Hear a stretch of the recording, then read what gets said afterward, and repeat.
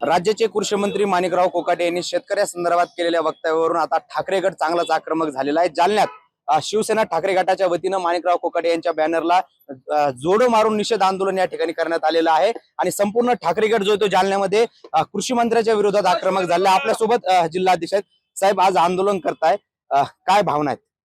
हे बघा, या राज्याचे बेताल आणि बेजबाबदार कृषी मंत्री यांनी या राज्यातील शेतकऱ्यांचा अवमान आणि अपमान केला आहे।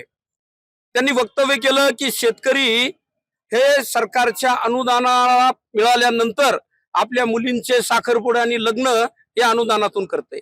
खरं तर या सरकारने निवडणुकीच्या काळामध्ये आमचं सरकार निवडून द्या, आम्ही संपूर्ण शेतकऱ्यांची कर्ज माफी करू हे निवडणुकीमध्ये सांगितलं आणि निवडणुका झाल्या ती राज्याचे अर्थमंत्री म्हणतात की सरकारची आर्थिक स्थिती चांगली नाही, शेतकऱ्यांचं कर्ज माफ करता येणार नाही। या देशामध्ये या राज्यामध्ये सध्या उद्योगपती दार्जिनं धोरण आहे। आज 10 वर्षामध्ये 12 लाख कोटी रुपये या देशामधल्या उद्योगपतींचे माफ केले जातात आणि शेतकऱ्यांचं कर्ज माफ करायला सरकारकडे पैसा नसतो, पण निवडणुकी काळामध्ये फक्त आश्वासन दिलं जातं आणि त्यावर पुन्हा मीठ सोडण्याचं काम या राज्याचे कृषी मंत्री यांनी या महिन्यात 2 वेळा शेतकऱ्यांचा अपमान केला। आता त्यांनी जे वक्तव्य केलं की अनुदानातून आम्ही साखरपुडे आणि लग्न करतो, अरे तुमच्या धोरणामुळं शेतकरी देशोधडीला लागलाय, विकायला लागलाय आणि पुन्हा निर्लज्जपणानं तुम्ही शेतकऱ्याचा अवमान करता। अशा बेजबाबदार कृषी मंत्र्याचा राजीनामा या राज्याच्या मुख्यमंत्र्यांनी ताबडतोब घेतला पाहिजे, यासाठी आम्ही इथं या ठिकाणी निदर्शनं केली। साहेब, यापूर्वी देखील जे कृषी मंत्री त्यांनी शेतकऱ्यांसंदर्भात वादग्रस्त विधाने केली होती, आता त्यांचं नवीन विधान समोर आलं। मुद्दामून डिवचण्याचं काम होतंय का शेतकऱ्यांना?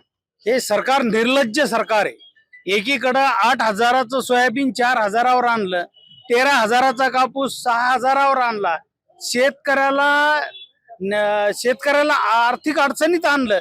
ही जी वेळ आली कर्ज मुक्ती मागायची, त्याचं कारण सरकार आहे।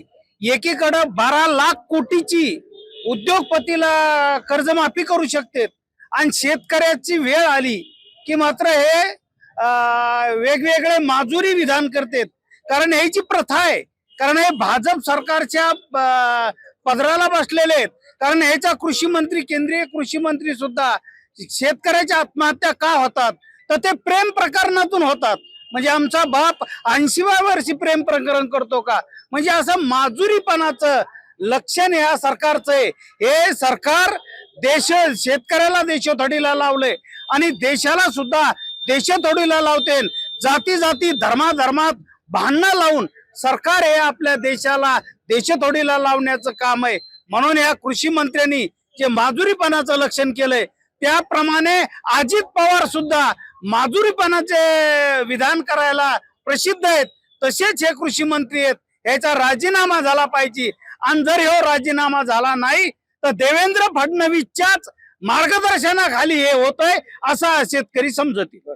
नक्कीच कृषी मंत्री माणिकराव कोकाटे यांचा राजीनामा सरकारने घेतला पाहिजे अशी मागणी आता जालन्यात ठाकरे गटाकडून करण्यात येत आहे। अक्षय शिंदे, साम टीव्ही न्यूज, जालना।